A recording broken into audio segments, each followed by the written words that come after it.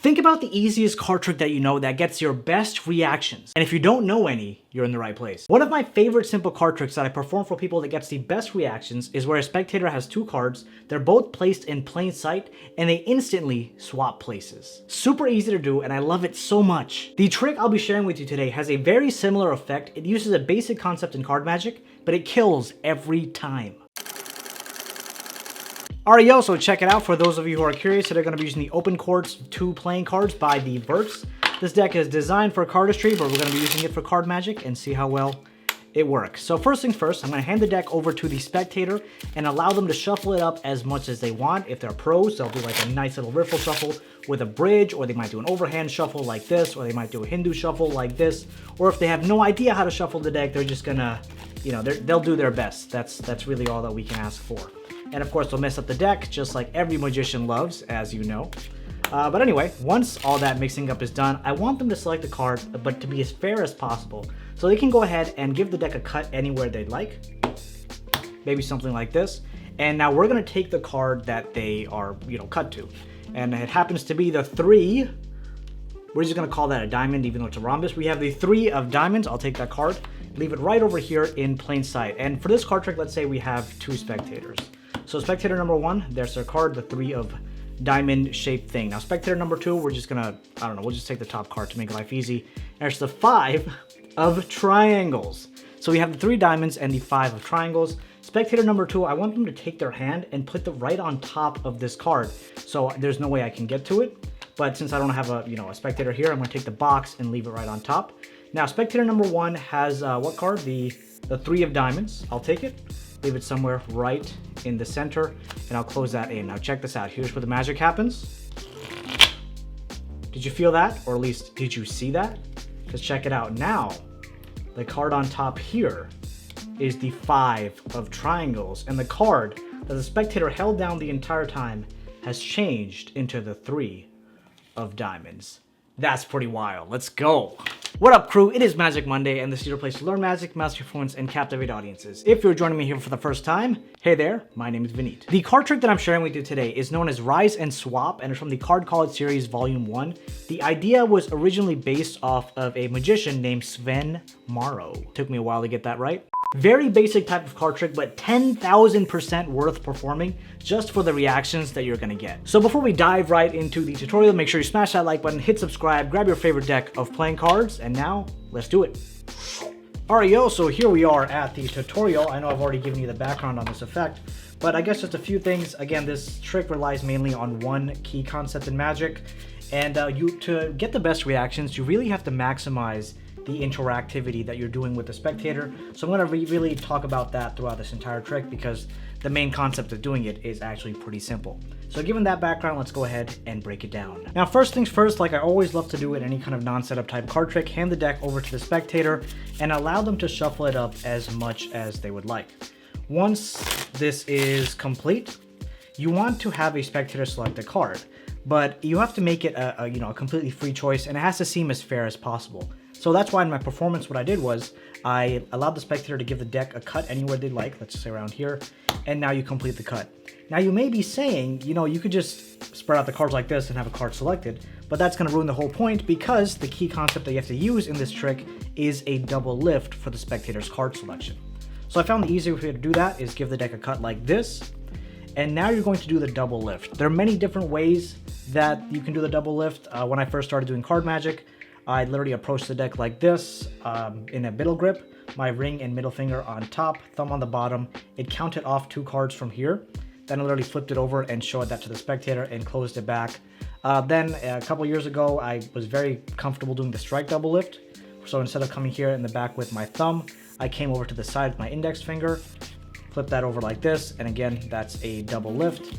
And now what I mainly do is I do a pinky count, so I count 1, 2 playing cards, and then I flip the cards over like this. So I'm not going to force you to use one way or another. Just do what you're comfortable with. Do what feels most natural to you, and that's the method that you should take. So the deck is shuffled, spectator gives the deck a cut.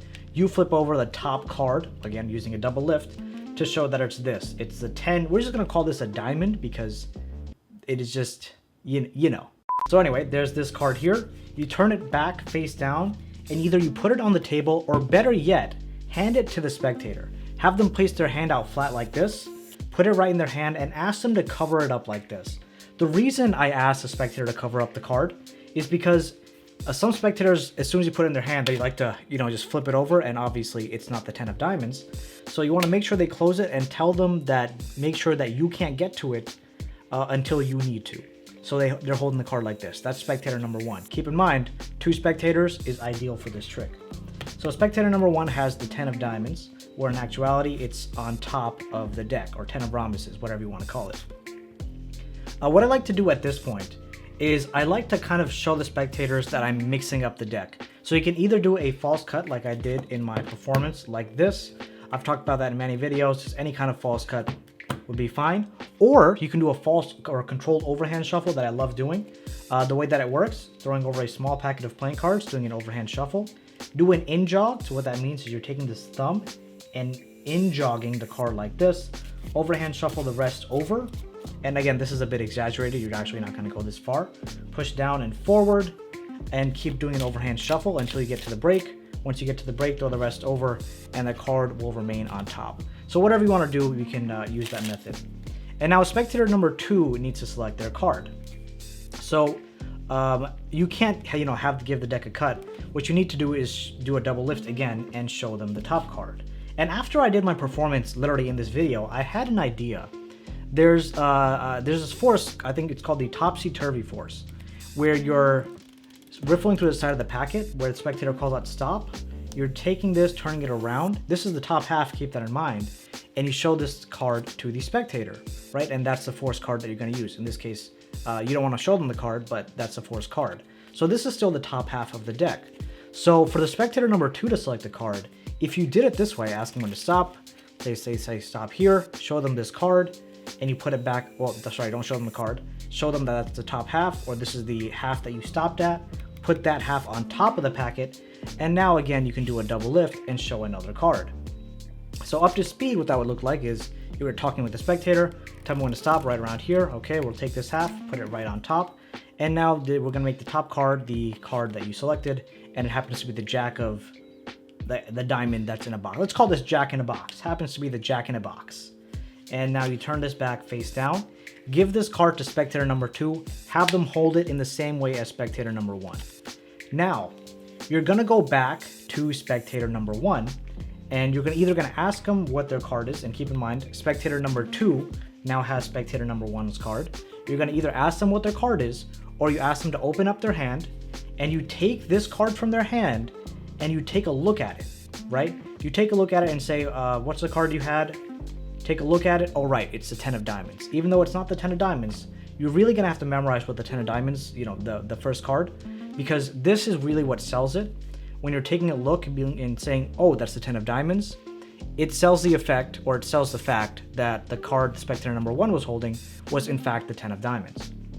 So you take that card, again, this is an arbitrary card, have the spectator call out stop as you riffle to the side. When they call out stop, put the card right into the packet and push that all the way in. Now, what the situation looks like is the top card is a jack in a box, or jack of diamonds in a box, and spectator number 2 is actually holding spectator number 1's card. So you can snap your fingers, or even better, I like to do a front riffle in front of the spectator's hand. So while their hand's closed like this, do a front riffle like this, and then you show them that the jack of diamonds in a box is now in your hand, and ask them to look at what cards in their hand. They're gonna see the 10 of diamonds, and they're going to flip out. It's amazing. Let me do that one more time. It didn't feel like, as empowering. Flip out. Designed for cardistry.